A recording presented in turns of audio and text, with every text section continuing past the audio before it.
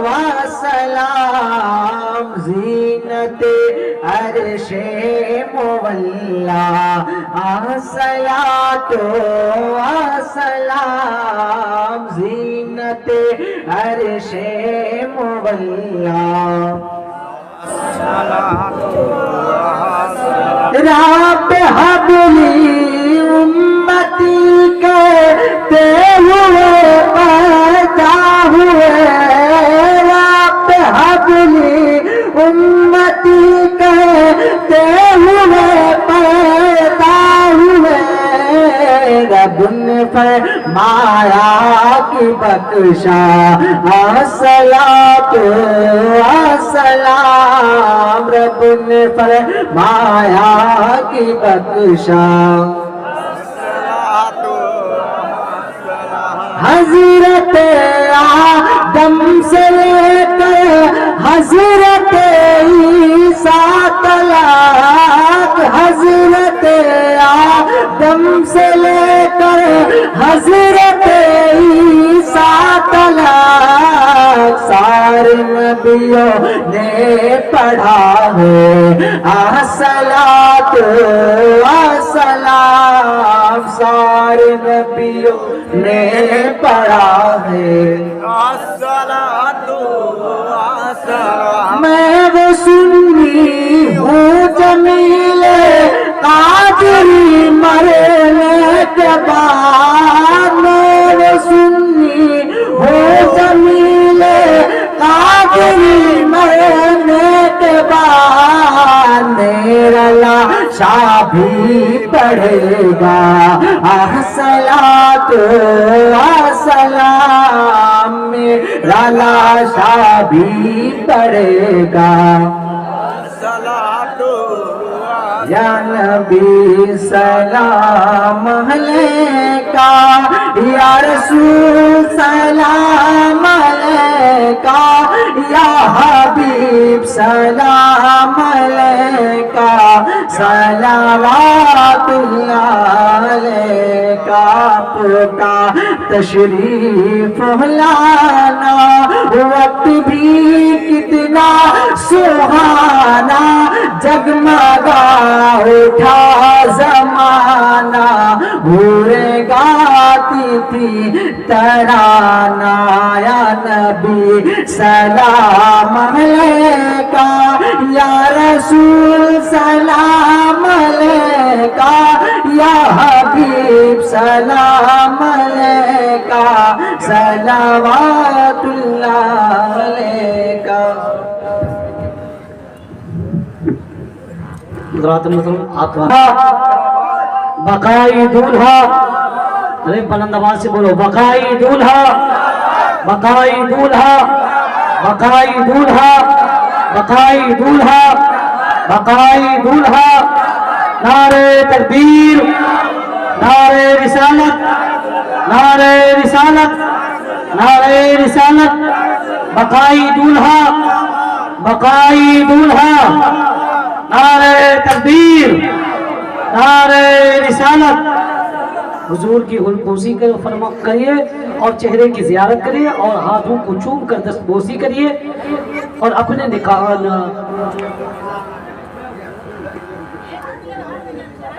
حضرات استقبال کے بعد آپ اپنی اپنی جگہوں پر بیٹھ جائیں جو جہاں بیٹھا تھا جس کو جہاں جگہ ملے وہیں پر بیٹھ جائے نعرہ تکبیر نعرہ رسالت نعرہ رسالت جشن مشہودی جشن بقائی جشن بقائی نعرہ تکبیر نعرہ رسالت سبحان اللہ بہت اچھا بھائی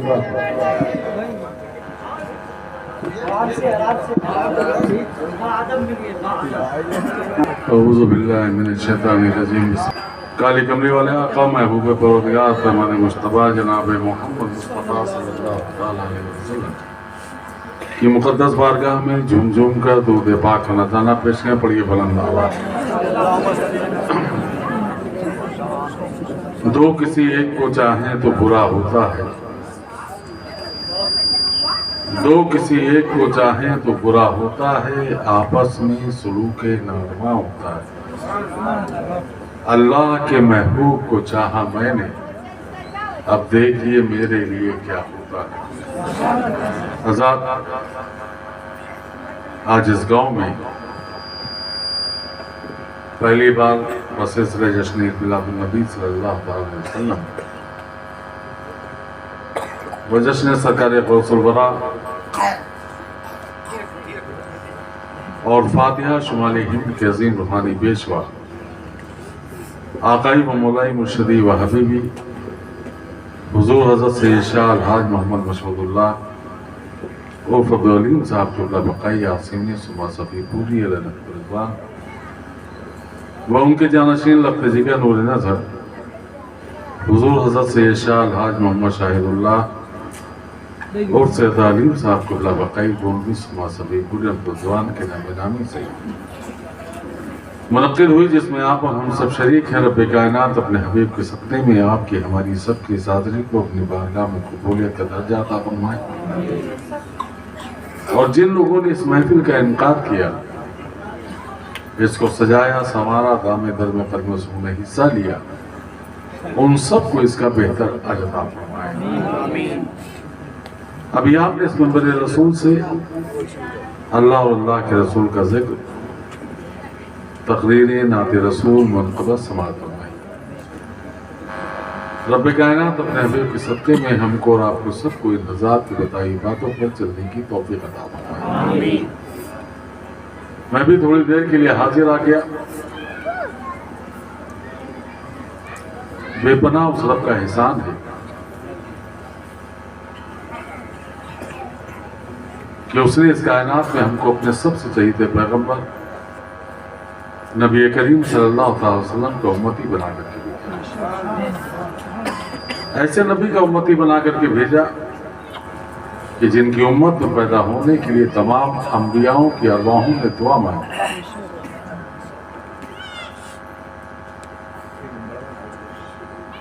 اور اسی لیے میرا رب ارشاد فرماتا ہے کہ اے امت محمدیہ، تم ہم کو ہماری طہاریت کی بنیاد پر نہ جانو، بلکہ ہم کو ہماری رحیمی کی بنیاد پر۔ اور اسی لیے جب اس نے اپنے سب سے چہیتے پیغمبر کو اس کائنات میں بھیجا تو ارشاد فرمایا وما ارسلناک الا رحمۃ للعالمین، اے میرے محبوب، میں نے تم کو سارے جہان کے لیے رحمت بنا کر کے بھیجا۔ اور جب تک کہ یہ امت اپنے نبی کی فرما بردار رہی، تب تک کامیاب اور کامیاب۔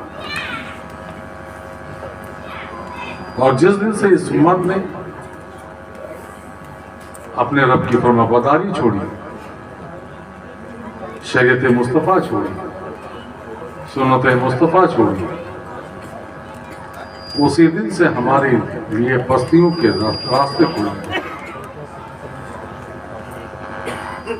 ہم غرق ہونے لگے۔ اور آج بھی ہمارا حال یہ ہے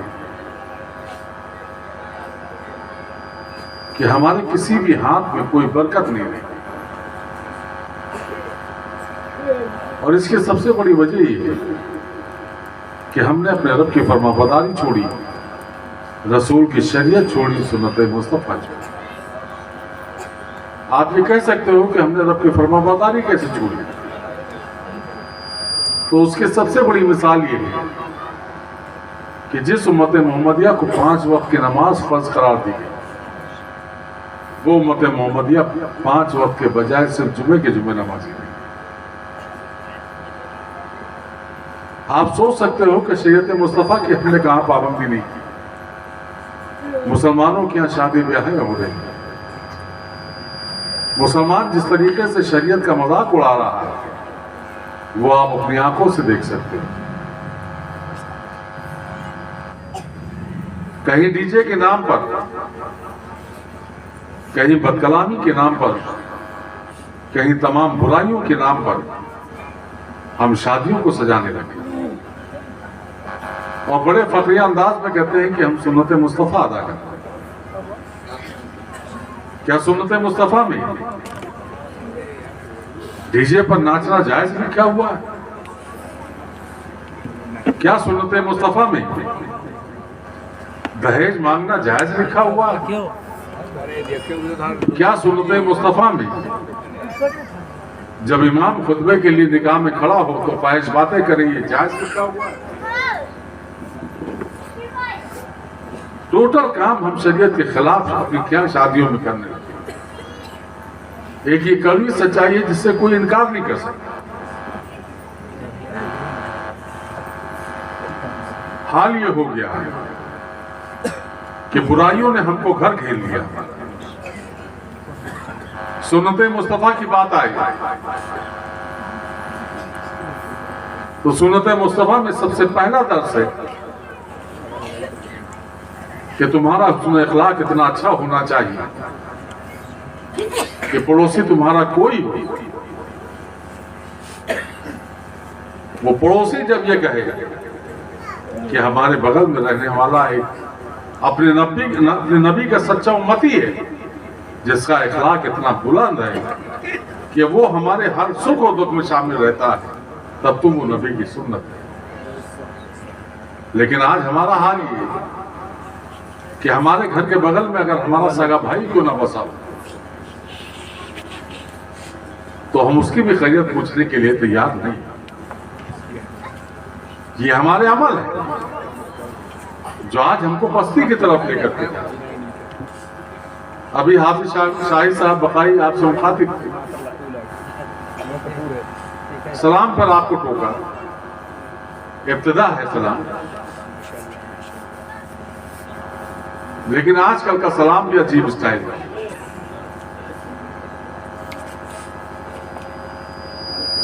कुछ लोग तो इशारे में सलाम करने लगे, सिर्फ इतने ही। बंबई कलकत्ता में रहा है तो हाथ उठा दिया, इतने पे सलाम हो। अजीब अजीब अंदाज का सलाम, जबकि सलाम एक दुआ है। आप सामने वाले को सलाम करेंगे, आप उसको दुआ देंगे, वो आपको जवाब देगा, वो आपको दुआ देगा। और किस बात की दुआ देगा? अल्लाह तुमको सलामत रखे। वो भी जब वालेकुम अस्सलाम कहेगा, वो भी कहेगा कि अल्लाह आपको भी सलामत रखे। लेकिन हमने तो उसको इशारों में तब्दील कर दिया। हमारा मिजाज ये कहने लगा कि कोई अगर गरीब है तो वो हमको सलाम करे, हम क्यों उसको सलाम करें? ये हमारा किरदार हो गया। लेकिन चलो, किसकी बारगाह में? खलीफे अव्वल हज़रत अबू बकर सिद्दीक़ रज़ियल्लाहु ताला। घर से निकलते थे, हर छोटे बड़े को सलाम करते थे। छोटा मिल जाए तो सलाम, बड़ा मिल जाए तो सलाम। एक दिन सोए तो जन्नत की सैर करने लगे। एक महल को देखा तो उस महल पर खलीफे अव्वल हज़रत अबू बकर सिद्दीक़ रज़ियल्लाहु ताला अन्हु का नाम लिखा हुआ। फरिश्तों से सवाल किया कि अल्लाह ने हमको जन्नत में किस नेकियों के एवज में हमको महल अता फरमाया। फरिश्तों ने जवाब दिया कि ऐ सिद्दीक़, दुनिया में जो तुम हर छोटे बड़े को पहले सलाम करते थे, उसके एवज में अल्लाह ने तुमको जन्नत में महल अता फरमाया। इस्लाम की अहमियत है। आज हम इसीलिए परेशान हैं कि हमने हर उन चीजों को छोड़ दिया जिनसे हमको फायदा मिलने वाला है। हर उन बुराइयों के काम में चले गए जिससे हमको नुकसान होने वाला है। जुमे के नमाजी बने तो ऐसे वक्त मस्जिद में दाखिल होंगे कि इमाम साहब खुतबे के लिए खड़े हो जाएंगे और 2 रकात नमाज पढ़ी फर्ज, और इमाम साहब ने अगर खुतबा लंबा मांग दिया तो दिल ही दिल गाली शुरू। इमाम साहब को ध्यान ही नहीं है, हमको कारोबार में जाना, हमको खेत पे जाना, हमको फला जगह जाना, हमको फला जगह जाना। अरे इमाम साहब अपने बच्चों के लिए दुआ कर रहे थे कि तुम्हारे लिए दुआ कर। और दुआ जैसे ही खत्म हुई, मस्जिद से इस तरीके से निकल के भागते हैं कि मालूम पड़ता है जैसे किसी का पैसा बाकी है और वो लाठी लेकर के इनको दौड़ाए। اگر میں غلط کہوں تو آپ بتاؤ مجھ کو، یہ ہے کہ نہیں ہمارا چیز؟ کس کے گھر سے بھاگتے ہو؟ اس اللہ کے گھر سے جو جس کے قبضے میں ہماری موت و زندگی، جو ذرے ذرے کا مالک ہے، اس کے گھر سے بھاگ رہے ہو۔ اگر اس کے گھر سے بھاگو گے تو پھر تم کو کہاں پناہ ہے؟ نماز فرض کی گئی 5 وقت کی، ہم ادا کر رہے ہیں جمعے کے دن۔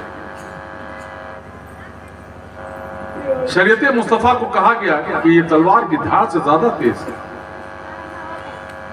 اور شریعت کا مسئلہ یہ ہے کہ چاہے جتنا بڑا پیر ہو، چاہے جتنا بڑا عالم ہو، چاہے جتنا بڑا محدث ہو، چاہے جتنا بڑا ولی ہو، اگر شریعت کے کسی مسئلے کو وہ بال برابر بھی ہلکا سمجھتا ہے تو نہ وہ پیر ہو سکتا ہے، نہ ولی ہو سکتا ہے، نہ عالم ہو سکتا ہے، نہ محدث ہو سکتا ہے، بلکہ وہ شیطان ہو سکتا ہے۔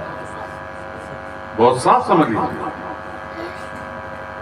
آپ شادی بیاہوں میں جس طریقے سے مذاق اڑا رہے ہیں شریعت کا، مسلمان جس طریقے سے ڈی جے پر ناچتا ہوا نظر آ رہا ہے، اس کی غیرت مر گئی ہے، اس کو شرم نہیں آتی ہے کہ جس مذہب میں ہم زندگی گزار رہے ہیں اس میں اس کو حرام قرار دیا گیا، اور ہم بڑے فخریہ انداز میں کہتے ہیں کہ ہمارا لڑکا اتنا اچھا ناچتا تھا، ہمیں معلوم نہیں تھا۔ اور وہی لڑکا جب باپ اور ماں کی توہین کرتا ہے تب آپ سوچتے ہیں کہ ہم کسی بابا کے پاس جائیں، کسی پیر صاحب کے پاس جائیں، کسی مولانا صاحب کے پاس جائیں، ہمارے لڑکے کے لیے تعویذ کرتے ہیں، ہمارا لڑکا نافرمان ہو گیا۔ تو ابتدا تو آپ نے کی ہے، شروعات آپ نے کی ہے، اس میں تعویذ کیا کریں گے؟ جب آپ اس کی برائیوں میں اس کو سراہ رہے تھے، اس کی تعریف کر رہے تھے، اسی جگہ پر اگر آپ نے اس کو ایک جھاپڑ مارا ہوتا اور کہتے کہ بیٹا جس مذہب میں ہم زندگی گزارتے ہیں اس میں اس کو حرام کہا جاتا ہے، تو وہ اولاد یہ جانتی کہ ہم جس مذہب میں زندگی گزارتے ہیں اس میں باپ جنت کا دروازہ ہے، ماں کے پیر کی سے جنت ہوا ہے۔ ہم نے اس کو دین سکھائے گی۔ ابھی بھی وقت نہیں گزرا ہے جس کی زندگی کی سانسیں اللہ نے بخشی، وہ چاہے تو اپنے رب کی بارگاہ میں جب چاہے توبہ کر سکتا ہے۔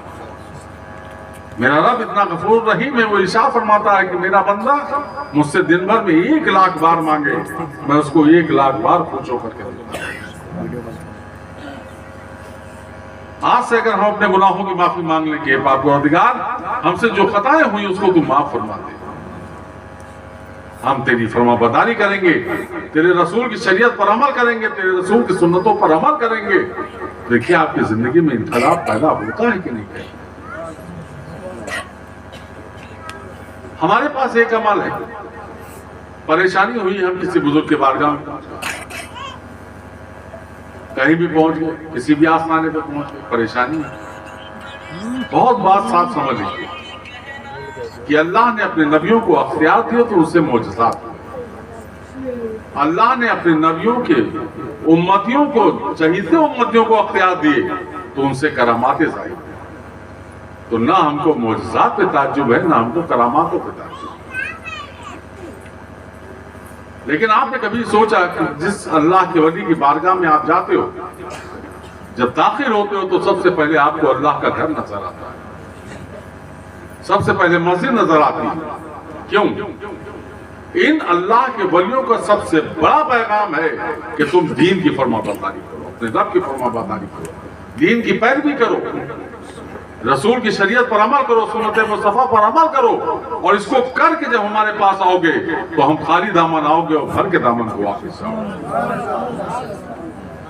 آپ یہ سمجھتے ہیں کہ ہم نے منت مانگ لی، ہم 1100 کی چادر چڑھائیں گے، کھٹیا چڑھائیں گے، بریانی بنائیں گے، زردہ بنائیں گے، تو کیا ہماری زردہ بریانی چادر کے وہ محتاج؟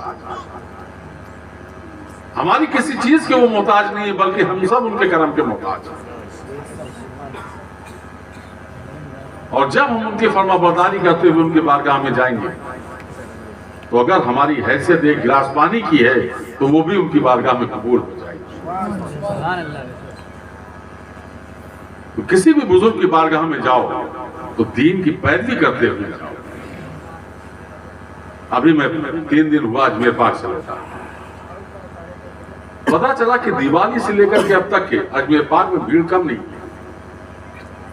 میں نے بھی اندازہ لگایا کہ میں جتنے دن اجمیر پاک میں رکتا ہوں میں صبح میں 4 بجے سرکار غریب نواز کے بارگاہ میں جاتا ہوں. کیوں؟